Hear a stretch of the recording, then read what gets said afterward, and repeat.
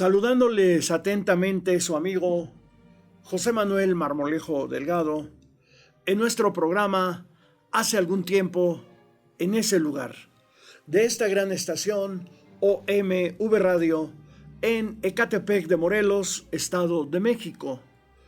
Damos inicio a nuestro programa con nuestra sección de poesía Interrumpir el imponente y profundo silencio.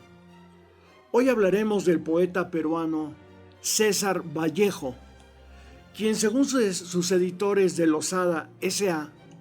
de Buenos Aires, fue el escritor de poemas que en su tiempo y después en toda Latinoamérica recibió más críticas por su estilo vanguardista, diferente a toda la vocalización de la palabra que rompe la normalidad de la expresión oral con su edénica puerilidad, su ruptura con las leyes de la sintaxis y la lógica humana y sus extrañas metáforas. Fue un gran escultor de la palabra propia de América y uno de los mayores poetas universales. Aunque gran parte de su obra apareció póstumamente, pues murió joven y un buen tiempo su talento con las letras emigró a la prosa, a la novela proletaria e indigenista, al cuento, al periodismo, a la docencia y a la traducción. Vio la primera luz en Santiago de Chuco, Perú, 1892, apagándose su luz en París en 1938. Vivió en Europa desde 1923. Nunca regresó a su tierra andina. Su primer libro, Los Heraldos Negros, fue publicado en 1918 y su otro poemario, Trilce, en 1922.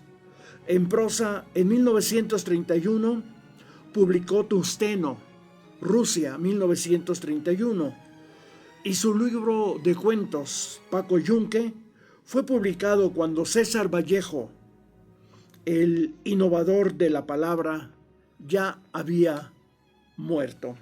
Ahora vamos a darle lectura a un poema de César Vallejo, de este libro, de esta obra, Trilce. Su poema sexto. El traje que vestí mañana no lo ha lavado mi lavandera, lo lavaba en sus venas otilinas, en el chorro de su corazón, y hoy no he de preguntarme si yo dejaba el traje turbio de injusticia. Ahora que no hay quien vaya a las aguas, en mis falsillas se encañona el lienzo para emplumar, y todas las cosas del velador de tanto que será de mí, todas estas más a mi lado, quedaron de su propiedad fateadas, selladas por una trigueña bondad.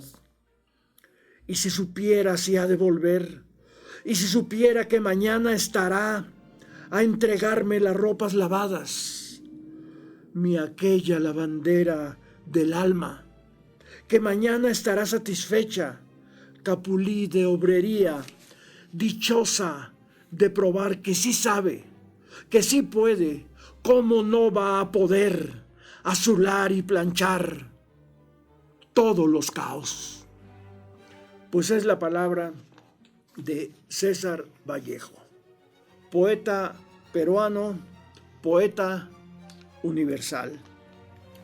Ahora, después de escuchar a César Vallejo, nos vamos a nuestra temática general de la historia de México, de la época del Maximato, a la que le hemos venido dando seguimiento durante mucho tiempo, porque es una temática que encierra toda una serie de particularidades muy importantes para la historia de México. Y bajo mi particular punto de vista, esa etapa del Maximato fue la que construyó el Estado mexicano corrupto, violento, del cual poco a poco nos hemos ido desprendiendo, transformándolo. Para ello recurrimos al periódico Excelsior en su número 4152 del miércoles 1 de agosto de 1928, que en primera plana y a 8 columnas publicó esta nota: Toral lloró amargamente al declarar ante el procurador. México se encontraba en plena guerra cristera, una guerra terrible con infinidad de muertos y daños materiales. Y para colmo de males, con ese pleito entre la Iglesia Católica y el gobierno de México, José de León Toral, un fanático católico, va y asesina a quien había ganado las elecciones presidenciales para reelegirse, Álvaro Obregón. El asesino, continúa la nota, del presidente electo compareció ante el juez que lo juzgará. Declara que sí meditó el asesinato que cometió. Dice que para cometer el villano crimen tal vez se guió por una conversación con la Madre Concepción, la famosa Madre Conchita. José de León Toral compareció ante el juez de primera instancia de San Ángel, licenciado Alonso Aznar Mendoza, y ante el Procurador General de Justicia del Distrito Federal, licenciado Juan Correa Nieto.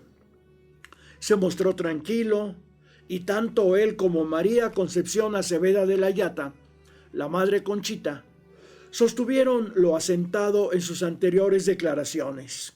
El día anterior, a todos los acusados se le trasladó de la Inspección General de Policía, esa terrible Inspección General de Policía a donde se torturaba a los presos y que se encontraba donde en la actualidad se halla el edificio antiguo de la Lotería Nacional en Reforma y Juárez. De ahí lo trasladaron a la cárcel municipal de Mixcoac en 3 autos resguardados por motocicletas con gendarmes de la policía montada. Fueron entregados a los comandantes Luis G. Valdés, Alfonso A. Esquerro y Felipe Sordia, al alcaide de la prisión Carlos García. La presencia de los reos en Mixcoac atrajo la atención de una gran cantidad de personas que deseaban verlos cruzar por las calles. El morbo. El procurador se presentó a las 11 horas en las oficinas del juzgado de primera instancia para entregar el acta del caso al juez Aznar. Expresó su intención de estar presente en los interrogatorios de los inculpados, a quienes se les asignaron defensores de oficio, licenciados José María Gaminde y Miguel Collado, defensores de José de León Toral, Gabriel Gay Fernández y Fernando Ortega de Concepción Acevedo, García Gaminde de Paz Martín del Campo de León Toral. A María de León de Toral no se le asignó un defensor en ese momento, debido a que Aznar ordenó que la diligencia de la tarde fuera suspendida. Bueno, también a la familia de León Toral, a su esposa, a su mamá, a su padre, los detuvieron de manera arbitraria, como hacían las autoridades mexicanas, para tratar de inculparlos en el crimen que se cometió en contra de Obregón, así como a 20 personas más. Así actuaba el gobierno de México. Fuertemente custodiado por una escolta de la policía municipal, a las 11:30 horas, José de León Toral penetró en el despacho del juez, denotando sufrimientos físicos. Se inició la comparecencia. ¿Cómo no iba a tener sufrimientos físicos si fue sometido a una terrible tortura? Se inició la comparecencia en un sórdido ambiente marcadamente militar y policíaco, por la presencia de una gran cantidad de policías montados, agentes reservados y de la policía judicial. Toral respondió a Aznar que nadie le aconsejó asesinar a Obregón y que tal vez siguió por una conversación que sostuvo con la madre Conchita después de que tomé esta determinación. En su respuesta, Toral aseguró que en una ocasión la madre Conchita le dijo: solo la muerte del presidente Calles, del general Obregón y del patriarca Pérez podría solucionarlo, refiriéndose al problema con la religión católica. ¿Quién era el patriarca Pérez? Recordemos que en esa época Plutarco Elías Calles patrocinó otra iglesia distinta a la Iglesia Católica Apostólica Romana, que fue la Iglesia Católica Apostólica Mexicana, intentando restarle fuerza a la Apostólica Romana.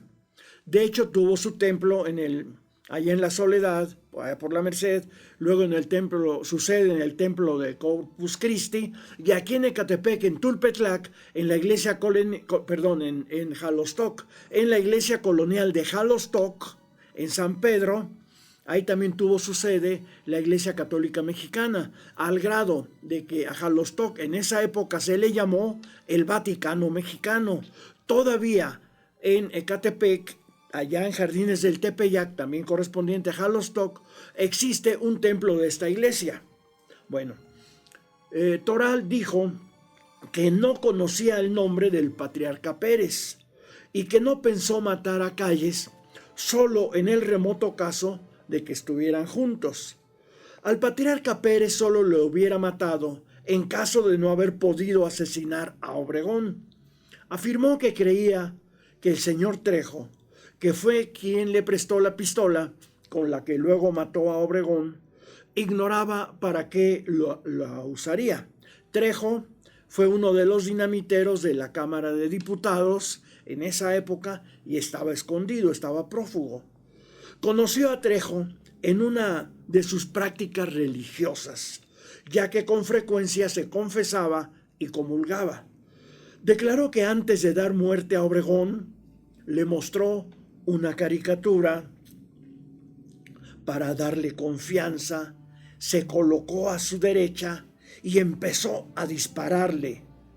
El primer disparo fue a la cara, los dos siguientes en el cuerpo, y luego supo que en total hizo 6 tiros.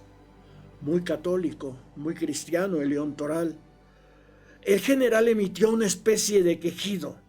Después se sumió en su asiento y hasta entonces me di cuenta de que lo había herido gravemente. Nunca participó en política, solo en actos religiosos, como era la misa del Rosario y la Hora Santa. José de León Toral acudía a la calle de Zaragoza a oír misa y a orar. Pues estas eran las declaraciones de León Toral ante el juez por su crimen en contra de Obregón, que reflejan, pues sí, una mentalidad enfermiza, una mentalidad fanática de los católicos de aquella época. Pero, ¿cuál era el fondo del asunto? Pues el asunto era que la Iglesia Católica estaba en guerra contra el Estado mexicano porque el Estado mexicano quiso meter al orden constitucional a la Iglesia y la Iglesia no se dejaba. Por eso, la Iglesia Católica creó la Guerra Cristera con una gran cantidad de muertos y daños incalculables en nuestro país. Así de terrible era la situación en el año 1928 en México. Pero de esta temática continuaremos hablando en nuestra siguiente emisión de Hace algún tiempo en ese lugar, de esta gran estación OMV Radio en Ecatepec de Morelos, Estado de México. Se despide de ustedes su amigo José Manuel Marmolejo Delgado.